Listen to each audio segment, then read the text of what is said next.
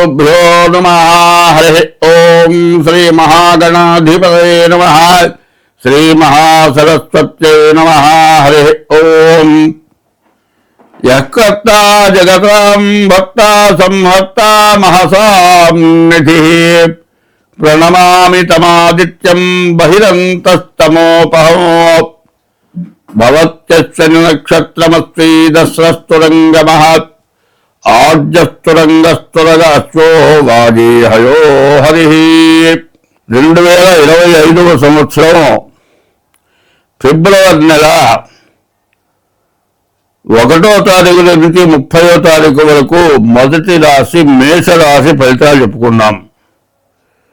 మేషరాశికి అధిపతి కుజుడు.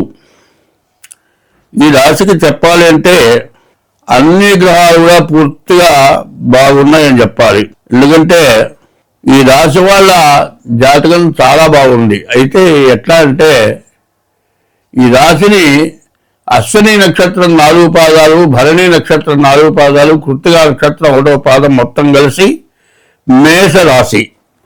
అయితే ఈ నక్షత్రాల్లో పుట్టి ఉండాలి. అట్లా కాకుండా నక్షత్రంతో సంబంధం లేకుండా పేర్లు పెట్టుకుంటూ ఉంటారు. తండ్రి పేరు తాత పేరు పెడతారు.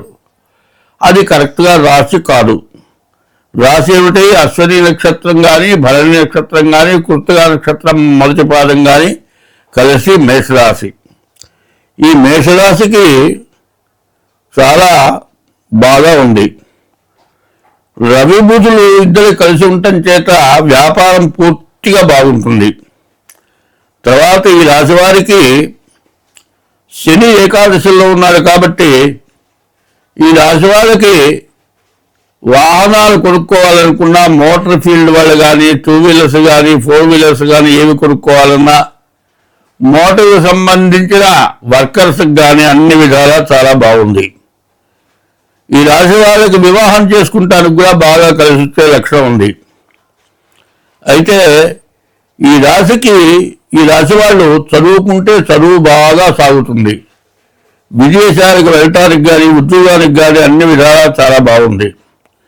తర్వాత ఇల్లు కొనుక్కోవాలంటే ఇల్లు కొనుక్కుంటానికి కూడా మంచి సమయం ఇది పూర్తిగా. అయితే ఈ రాశి వాళ్ళకి అన్ని రకాలుగా ప్రతి గ్రహం కూడా పూర్తిగా బాగా ఉంది. అయితే రాహు ఒక్కడే బాగాలేదు, మిగతా గ్రహాలన్నీ బాగానే ఉన్నాయి. ఈ రాహు ఒక్కడు బాగుండకపోతే ఏమిటా అంటే ఆదాయం బాగా వస్తుంది.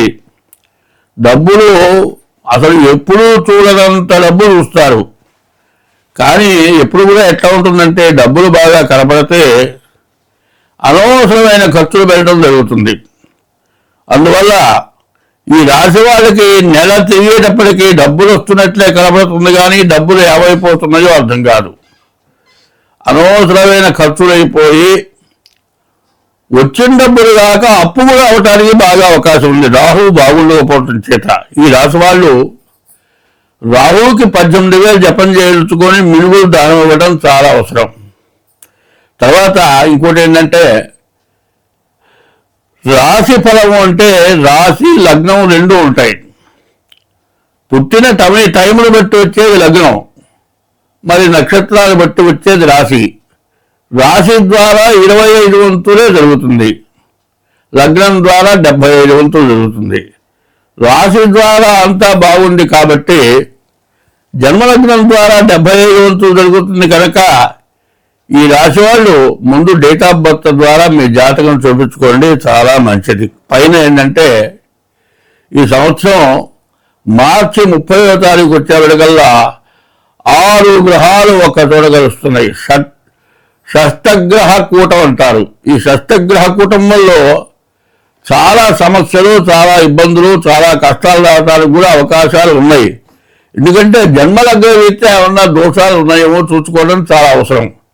ఇట్లా చూసుకొని దానికి తగిన శాంతిగా మా దగ్గర డేట్ ఆఫ్ బర్త్ మా పెద్దవాళ్ళు రాయలేదంటే హస్త సాముద్రిక ద్వారా కూడా నేను జాతకం చెప్తాను. మీరు డేట్ ఆఫ్ బర్త్ లేకపోతే హస్త సాముద్రిక ద్వారా కూడా చెబుతారు. కాబట్టి మీకు ఏమాత్రం అవసరం ఉన్నా కూడా కింద మా ఫోన్ నెంబర్ ఉంటుంది.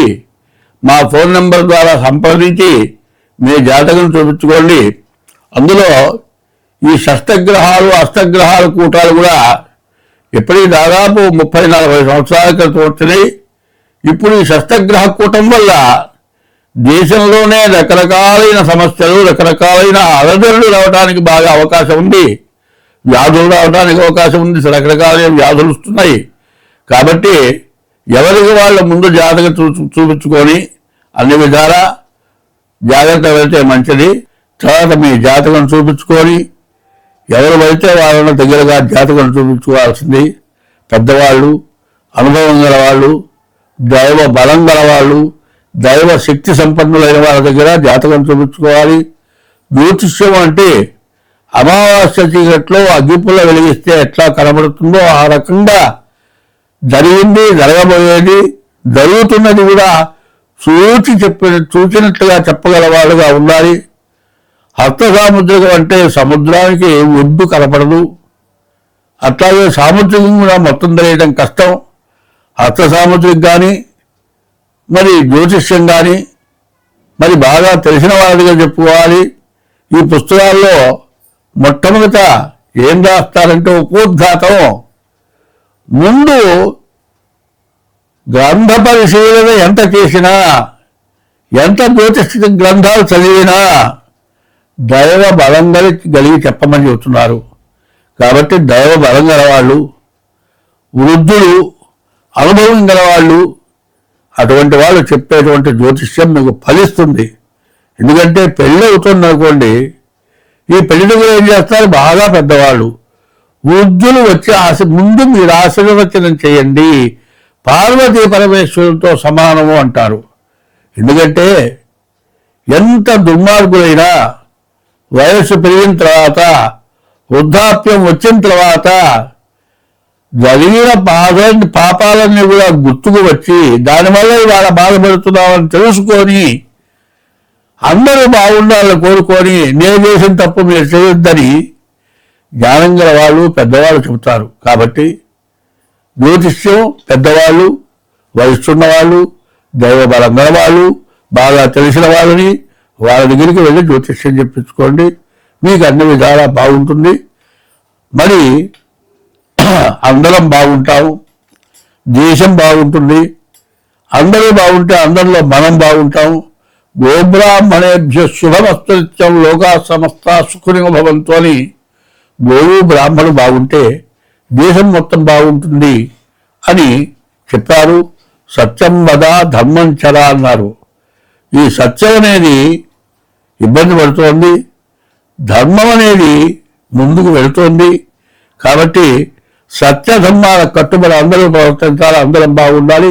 స్వస్తి.